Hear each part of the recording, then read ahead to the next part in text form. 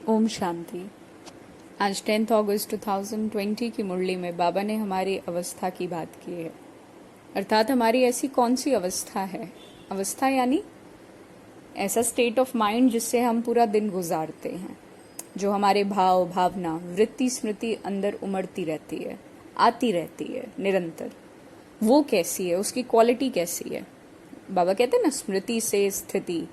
तो अवस्था यानी जो हमारी स्थिति है, जो हमारा स्टेट ऑफ माइंड है, वो किस दिशा की ओर जा रहा है, कौन से डायरेक्शन को फॉलो कर रहा है। तो हमारी ऐसी कौन सी अवस्था है जो ये बात दिखाएगी कि हाँ, समय समीप है। क्योंकि धर्म की स्थापना तो निश्चित है। कौन से धर्म की? आदि सनातन देवी देवता धर्म। और वही वास्तविक आत्मा का धर्म है ना, जिसे स्वधर्म कहते हैं।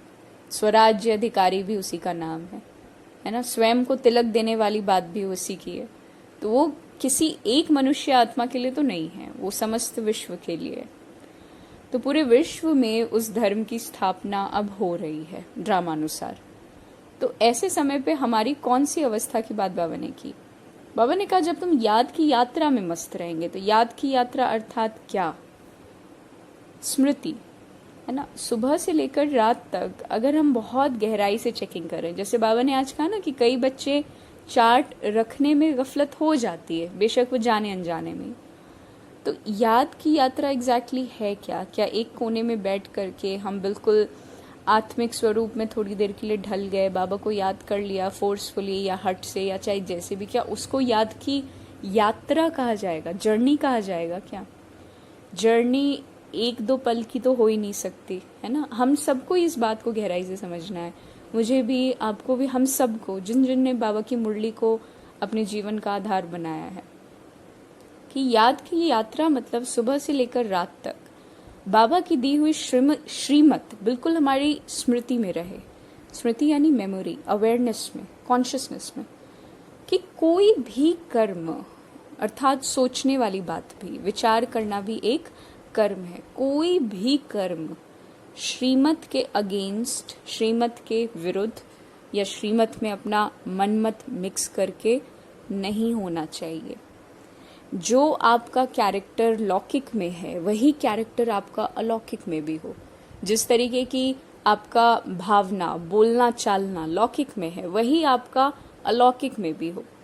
ऐसा नहीं कि लौकिक में तो हम बिल्कुल ही एक फॉर ग्रांटेड लेकर के कभी गुस्सा भी कर रहे हैं, चिल्ला भी रहे हैं, कुछ भी कर रहे हैं, और अलौकिक में हम बिल्कुल सीधे, साफ और शुद्ध बन रहे हैं।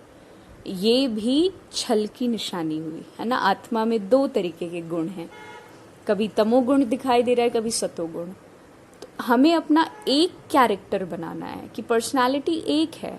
अलौकिक व्यक्ति अगर कहे कि ये कितना शांत है, तो जो आपके इर्द गिर्द 24 घंटे हैं वो भी कहें कि हाँ, इनमें क्रोध का नामो निशान नहीं है, ये कभी क्रोध नहीं करते हैं। ऐसी अवस्था बनानी है। ऐसा नहीं कि बाहर वालों के साथ कहने के लिए अलौकिक रीति से, जो बाहर वाले उनके साथ तो बहुत मीठा मीठा है ना। और घर में फिर हम विचित्र तरीके का कैरेक्टर रखे हुए हैं कि बाहर वाला जब कोई बोले तो घर वाले बेचारे बोल ना पाए, लेकिन अंदर अंदर समझे कि हम ही जानते हैं ये क्या है। एक विचित्र सी वायुमंडल क्रिएट हो जाएगी, डुअल फेस हो जाएगा, डबल रोल हो जाएगा। तो ऐसी अवस्था की बात बाबा नहीं कर रहा है। बुद्धि का जब भटकना बंद हो जाएगा, वाणी में जब याद का जौहर आ जाएगा, ये सारी बातें क्या है? निरंतर श्रीमत है। बाबा ही जीवन है, बाबा की बातें ही हमारा मस्तक पे तिलक के रूप में। बेशक हम बैठ करके वो आत्मा वाला, सूक्ष्म उड़ने वाला अनुभूति ना भी, मतलब वो चीज बिल्कुल वो आर्टिफिशियल रूप से ना भी कर रहे हो, लेकिन वो करते करते, अगर वो कर भी रहे हैं तो वो करते करते हमारी वो वास्तविकता बन जाए, रियलिटी बन जाए, है ना। बाबा ने कहा, अपने स्वधर्म को मत भूलो। स्वधर्म, धर्म को बिल्कुल मत भूलो, है ना। ब्राह्मण हो, बाबा ने कहा ना, ब्राह्मण हो, बिल्कुल चोटी हो, पवित्रता, सुख, शांति सब कुछ होना है उस दुनिया में, उसके लायक अभी बनना है। पद्मा पदम भाग्यशाली भव।